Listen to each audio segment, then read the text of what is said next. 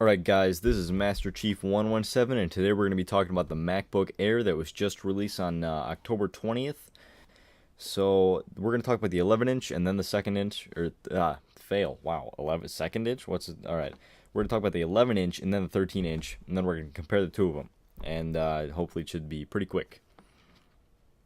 Alright, so the 11-inch weighs 2.3 pounds.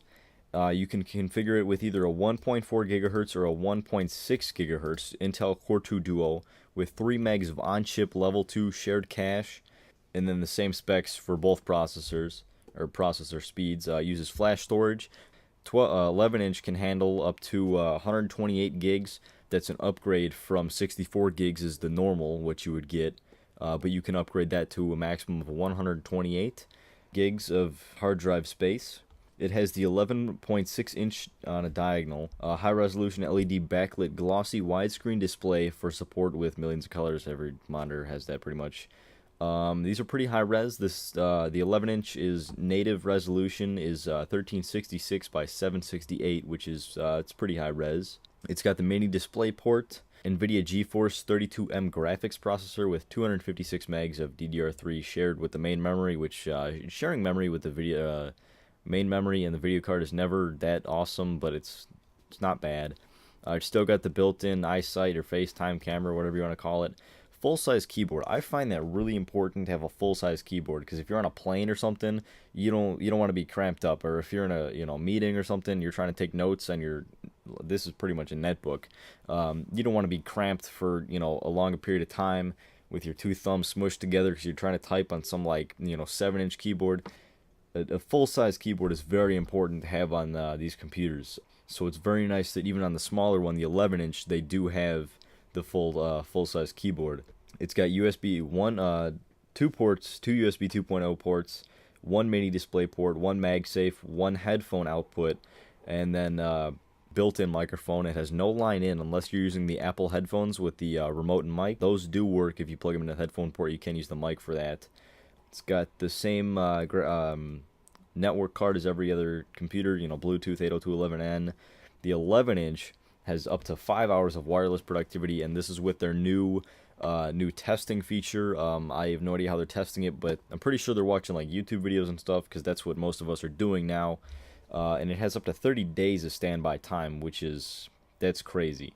Alright, so the system bus is 800 megahertz. Storage is up to, memory, RAM is up to 4 gigs maximum. Regular is 2 gigs. This does not have a CD drive. The first MacBook Air, first generation MacBook Air did not, neither does this. No FireWire, no Blu-ray, which I'm kind of, still, obviously doesn't have a DVD drive, it's not going to have Blu-ray. Still looking for that. Let's see what's up. Alright, on to the 13-inch. This is the 13-inch. 13-inch has, let's see, it's 2.9 pounds for the 13-inch. This one has a 1.86 gigahertz processor with 6 megs of on-chip shared level 2 cache. You can upgrade that to a maximum processor clock speed of 2.13 gigahertz, which is, that's pretty good. You can have up to 256 gigs of storage. That's upgraded from 128. 128 is the normal hard drive size that you would get on this computer, unless you upgrade it to 256. Pretty much everything else is the same except for the display. On the 13-inch, obviously, you get a 13.3-inch high-resolution LED display. The native resolution on that one is 1440 by 900 pixels. Still got the mini display port, same graphics card, same shared amount of RAM, VRAM with it. On this one, you get 2 USB 2.0, which is the same as the 11-inch. You get the mini display port, same as the 11-inch. You get the headphone, same as the 11-inch, and then the built-in microphone, same as the 11-inch. And on this one, you get an SD card slot reader, which is what all of the new MacBooks and MacBook Pros have. Actually, I don't think the MacBooks have it. I'm not sure on that one. Same network card, FaceTime camera, went over that. This one has up to 7 hours of wireless productivity and the same 30 days of standby.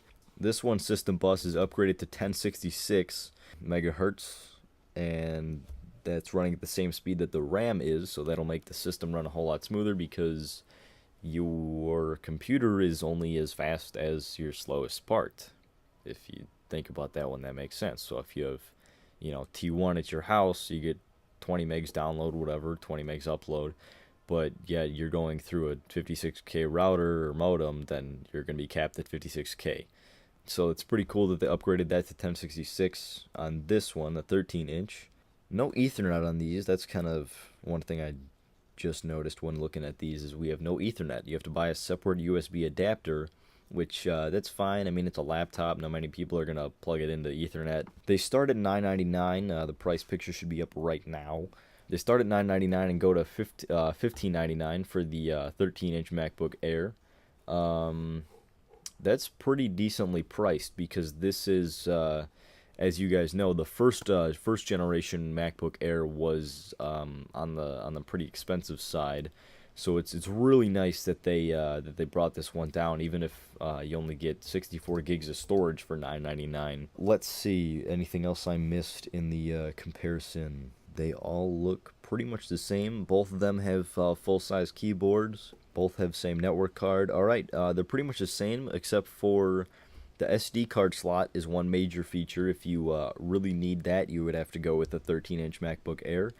Hard drive size, unless you want to pay a little bit extra. Actually, for $100 more, you could go with a 13-inch MacBook Air and get the 128 gigs as opposed to $1,200 for the 11-inch. So hard drive size, screen resolution, SD card slot, weight, it's 0.6 pounds. The 13-inch is 0.6 pounds heavier than the 11-inch. Faster processor speed, obviously, on the 13-inch. They're going to give you that. Same amount of maximum RAM, same-ish, kind of not really amount of battery time. 5 hours on the 11-inch, and then 7 hours on the 13-inch. So that's pretty much it. If you guys have any questions, feel free to post them. And if you're stuck on which one to buy, maybe I can help you out. Maybe the comments can help you out. And I will certainly do my best to respond to all your comments and questions. Just don't forget to comment, rate, and subscribe for more videos. And in the future, when a Apple event happens, I will try to be more prompt on posting my videos and editing them.